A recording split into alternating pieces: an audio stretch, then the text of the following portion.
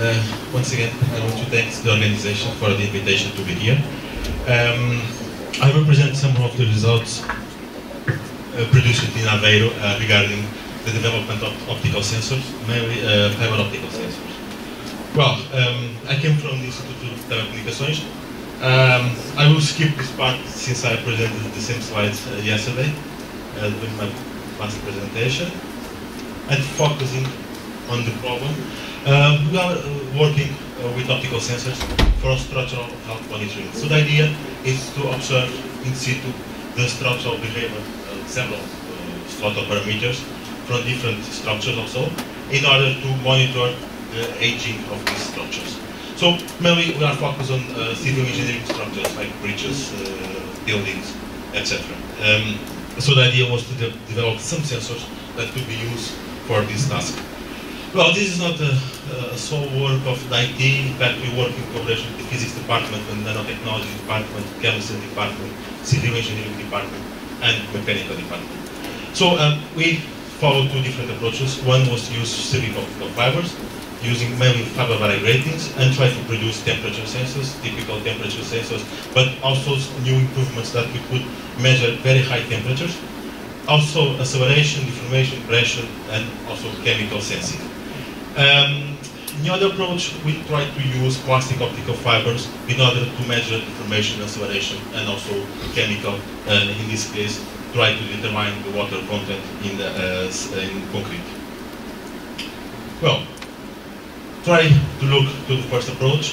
We use fiber Bragg rating that was already presented by José in previous presentation. Well, fiber Bragg ratings have several advantages, and also one disadvantage, and this disadvantage is the cost of the interrogation unit. So in order to be affordable, we need to use a very large number of sensors, so we could split the cost of the interrogation unit by all the sensors, so by this way we get a low cost for each sensor. But using this approach, we could measure, in fact, a very large spectrum of parameters, like I said before, from pressure, pH, to humidity, magnetic field, deformation, acceleration, and etc. And one of the big advantages of using optical sensors is in fact that we are not working with electrical signals. That means that we can work with that sensors in some environments that usually are dangerous for the use of electrical sensors. So basically, the Bragg rating, as José presented previously, it's a periodical modulation of the refractive index in optical fiber.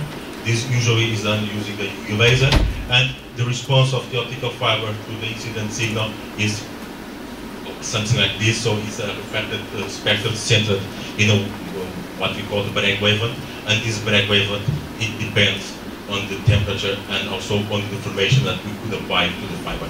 So making the correct packaging of this sensor, we could have different sensors. As in this case, and I will present this result, we have developed a two-dimensional accelerometer and one-dimensional accelerometer, a deformation sensor to be used in a church, an old church, and a pressure sensor that was used to measure the accumulation of sand in a beach, and also humidity sensors. So focus on the first one. This was a task that was asked. They asked us to provide a network of sensors in order to monitor a very old church. I think it's 14th century church in Aveiro, and they found some cracks in the building, and the idea was to try to monitor these cracks and the evolution of these cracks. Of course, if we could use electrical sensors, but the idea was to have a sensor that have no visual impact or very low visual impact. So we provide a network of 19 optical sensors that were monitoring the deformation along this area and also the temperature. Okay, based on these results, the persons from civil engineering could model the structure and try to determine what was the best solution to correct these cracks.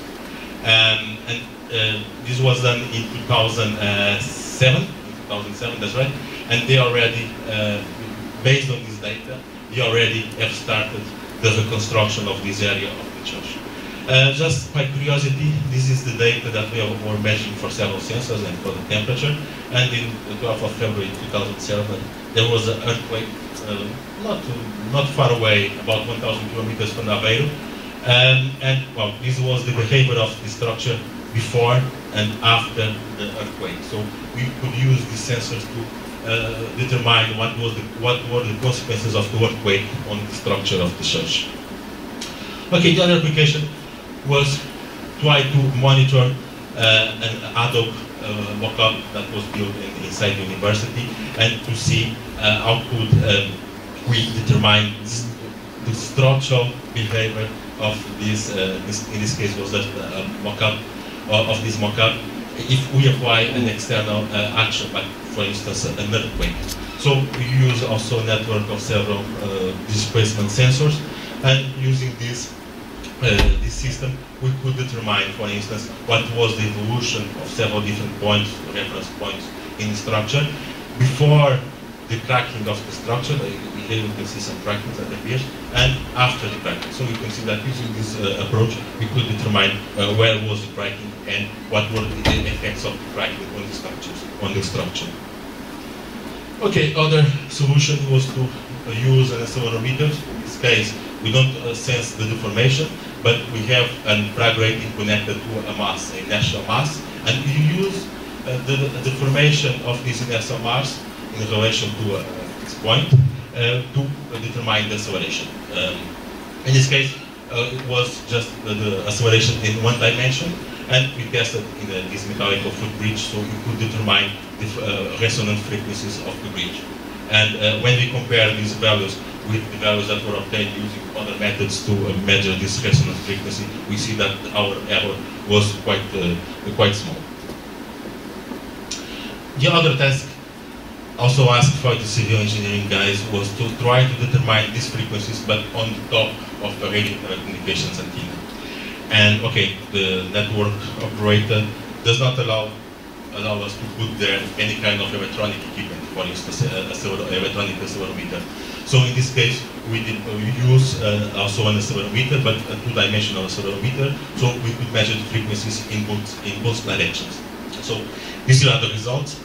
In this case, it's just the temporal evolution of the acceleration, and from here, just applying the fast Fourier transform, we could measure the resonant frequencies in both directions, so in both horizontal directions. And just for curiosity, this tower is placed very close to the railway.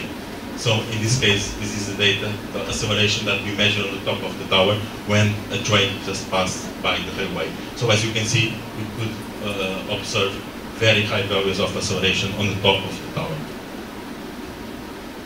Okay, we apply the same accelerometer, in this case to measure also on the top of the water reservoir the accelerations that we get there, and also with very good results. So the same constraint applies here. So we have a large amount of water on the top. We want to put there an accelerometer. So if you want to put an electrical accelerometer, for sure that we have some constraints due to the water content and the corrosion that will affect the accelerometer. So the idea was to use an optical one. And in this case, we compare just our data with the seismograph, and we obtain very close results between two methodologies. Okay, the third one was try to measure the water content in cement, in the block of concrete. The idea is to monitor this concrete a long time and try to see how is the evolution of the humidity inside the concrete. So for this approach, we just use the Bragg rating, and we cover the Bragg rating with the polymer. And this polymer will shrink when the humidity increases. So we could correlate, of course, the humidity level with the Bragg rating, and using this, we could use this approach to monitor the evolution of humidity inside this concrete block for a very large period of time, in this case more than 1 year. The other idea was try to measure the evolution of the sand on this region that is near Lisbon, and this is one work that was done with 2 persons from the Geographic Institute in Portugal. So they have a survey to measure several parameters as the evolution of the sand and how the sand and will accumulate in several regions of the coast. And we also have used some optical sensor. In this case, the optical sensor was encapsulated in a polymer, and when we increase the pressure that is applied to the polymer, we observe a shift on the bright wavelength. So using these results, we could compare our data with the other measurements that were done at the same time, and of course we also obtained very good results to measure the accumulation of sand in the coast using this approach. Okay, like I said before, using the same methodology, we could also develop high temperature sensors. So usually the fiber Bragg gratings can operate at a few hundred degrees Celsius, but using regenerated Bragg gratings, that we call regenerated Bragg gratings, we could operate the same gratings until very high temperatures, more than 600 degrees Celsius. And also another methodology to increase the working temperature is to cover the Bragg grating with, for instance, diamond.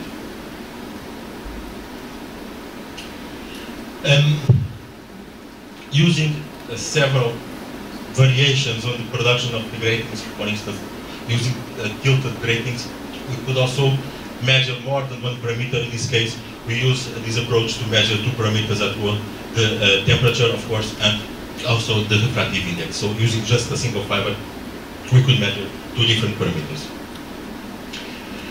Okay, the same approach in this case, just measuring the information in temperature, and we could monitor the concrete cure and early age shrinking. So in this case, we're just using some kind of mock-ups that were produced on the engineering department, on the mechanical engineering department. So you could observe the evolution of the temperature that will occur in the beginning of the cure process.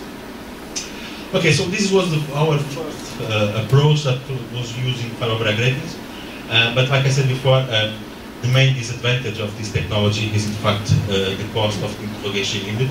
So our second approach was to use plastic optical fiber. So in this case, on plastic optical fiber, it's a very, compared with the silica optical fiber, it's a wider fiber, so it's 1 millimeter diameter, and we could usually use with visible sources in the visible spectrum. And our first work was to try to monitor the water content in the concrete during the cure process. So we just produce a system with, this is the plastic optical fiber, so we place some grooves on the plastic optical fiber. So in normal situation where the external environment is not water, what happens is some part of the light is coming out from the fiber. But when we place this fiber inside the water, this same amount of light is not scattered to the outside of the fiber, but is reflected back to the fiber. So we could just measuring the optical power that is transmitted on this fiber, we could correlate that with the water volume that is involved in the fiber. So we use this approach to monitor the concrete cure process. So in this case, just a schematic. So we have a light emitting diode, the photodetector, and the fiber, and some electronics, so just to measure the system and to record the data. And over here we can observe the intensity of the signal, transmitted intensity, and we could correlate this with several other parameters like the temperature, the humidity inside this, the concrete and the outside temperature, and also with the strength of the concrete. And one of the big advantage of this system is in fact that I just have to measure the power, the transmitted power. So I don't need a very expensive interrogation system. So based on this, we try to also develop an accelerometer that was based on this principle. So the information is not codified on the wavelength, but it's codified in intensity. So it's very easy to measure, just use a photodetector and then notification stage, and we could just implement this at a very low cost. So in this case, the idea was to have two optical fibers. One is connected to this inertial mass that is moving when we apply an external acceleration, So the transmitted power between one fiber and the other fiber will depend on several parameters, like the alignment of the fibers, but also depends on the angle of the fiber. So if I just tilt, and when I say tilt typically 1 to 2 degrees the fiber, I will observe also a decrease on the power that is transmitted. So based on this principle, we just developed that accelerometer. This is just a small prototype, initial prototype, and we compare the data with the electronic or the normal accelerometer. So over here we could see the data that is the electrical accelerometer and the optical accelerometer, and as you can see here, we observe a good concordance in both. Using the same system, we could also measure the resonant frequency. In this case, the resonant frequency around 50 Hertz. In fact, we could increase this resonant frequency just by changing the mechanical structure, so we don't interact on the optical parts, just changing the mechanical design. But for the applications that we are working is civil engineering, so using for civil engineering structures, the resonant frequencies are sometimes below 1 Hertz, so between 1 and 10 Hertz. So in fact 50 Hertz is more than enough to assure that we could use this accelerometer for that application. And also in this case we have, in our case, we just have, for this measurement we just have a very low sensitivity, but like I've shown you before, we just have to change this kind of amplification and this analog to digital converter, and of course we could increase that sensitivity. Okay, so this is just a brief presentation of the work that we have been done in this topic, and once again thank you for your presentation, for your attention. Okay, thanks Paulo. The talk is open for questions. You presented different examples of fiber sensors, but in the church structure, it was used a fiber sensor. Yes. It's a deformation. So we just have to use. So come to the beginning.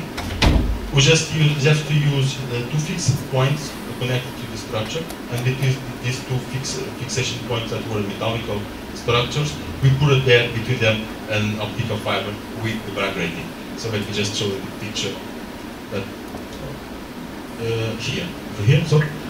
So the idea was to try to measure the evolution of the crack on this region. So this is one of the fixation points, and this is the other. So the fiber was placed here. So, but this is in fact very small elements. So I would say less than 1 centimeter. This one and this one a little bit bigger, but I would say that 1 centimeter. This is fixed to the wall using the epoxy resin, and then the fiber is placed over here. And okay, if we have deformation on these two different points, of course we will measure a change on the wavelength. Any other question? Okay, I have a question.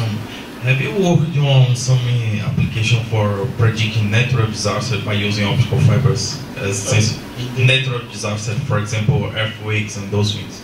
No, we are just, well, in this case, all the work that we have done until now is focused on the structural health monitoring, so before any disaster, so try to measure the effect and the resonant frequency of the structures. When I presented the results for the Adobe mock-up, in fact, we measured the evolution of the cracks during the application of the deformation that was simulated in the earthquake, and then the civil engineering guys just try to reinforce the structure after the disaster, and then we start to measure it again. But in fact, our focus was just before the disaster, try to monitor the structure before the disasters. Okay, thanks. Let's finish this week again.